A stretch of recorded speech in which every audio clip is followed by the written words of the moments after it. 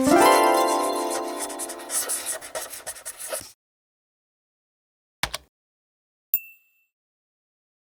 this quick and easy tutorial, I'm going to show you how to save film impact presets so that you can use them again and again in the future. And I'll show you what I mean by applying one of these film impact effects. If you don't have your film impact dashboard, make sure that you have it installed by going to Extensions, Film Impact Dashboard. This is a cool new feature in Premiere. So I particularly love these animation transitions, but there are also a lot of other effects, and the same principles apply to those. So I'm going to start with an animation, and I'm going to animate this layer. That's the colon, that symbol right there.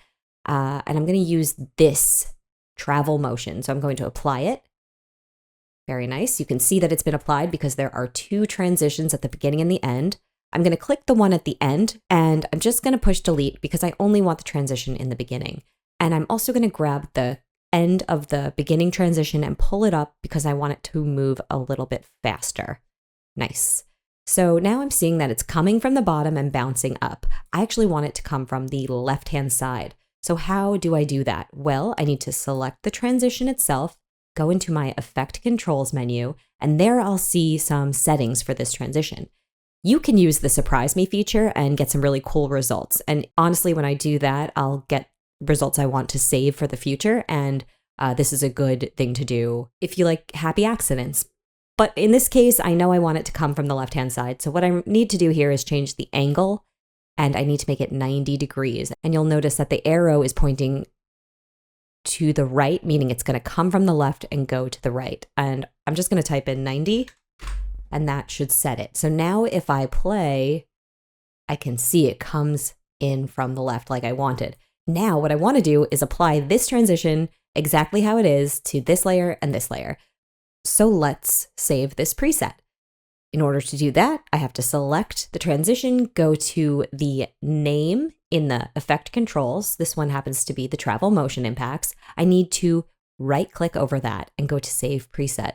And here I'm going to name it. I'm just going to call it YouTube Tutorial Preset. And then I'm going to hit OK. So the trick now is that I need to apply the film impact transition to these two layers before applying the preset that I just made. So it works the best if you apply the same one that you used to make the preset. It will sort of work if you use a different one, but the length won't be altered. So it'll be a longer runtime. And if I use the exact same effect, it will be exactly the same. So I like to use the exact same effect. So I'm going to select the next layer, hit Travel Motion, apply, and you'll see, just like before, I have an end here that I need to delete. And the timing is long, like I mentioned, but when I apply that preset, it will shorten like this one. So I've got my transition selected. I'm going to go back into Effect Controls. Just kidding. I'm going to go to Effects, and I'm going to search YouTube, because that's what I named it. And I see it right here. And now what I need to do is pull it down and drop it onto that transition to apply it to the transition. And just like that, it changed. And if I play, it's coming in from the left, just like the first layer. Beautiful. And you'll see the length has changed to match the original. And now I can do that with the following layer. And I'm just going to select it, go back to my Film Impact, apply the same effect I started with. Same exact thing. I'm going to delete the last and select the first and go back to Effects.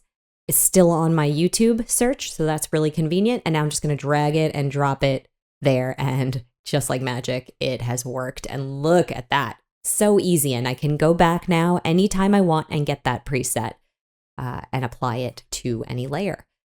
Like I said, the trick is remembering the transition that you used or animation effect that you used, whatever, because it won't work entirely if you choose a different one. And I'm going to just do that for an example. So let's try the pop motion. If I apply that, starts out the same, although obviously the animation's different because it was a different animation effect. And now if I want to apply the YouTube preset here and drop it in,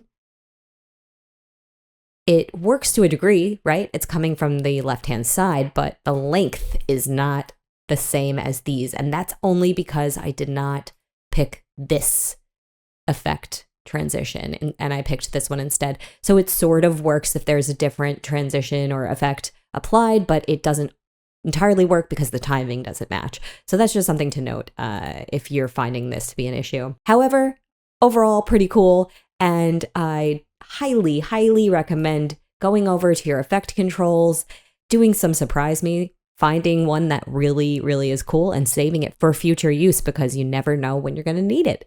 And this is super helpful. And honestly, Film Impact has made my year. I'm so excited that Premiere has built this into their dashboard because it's awesome and so useful and so customizable. So if you guys like this, please give me a like. Check out my playlist in Premiere for more like this. And thank you so much for watching. If you want to support me and see what I've been working on, check out my Explainer video channel.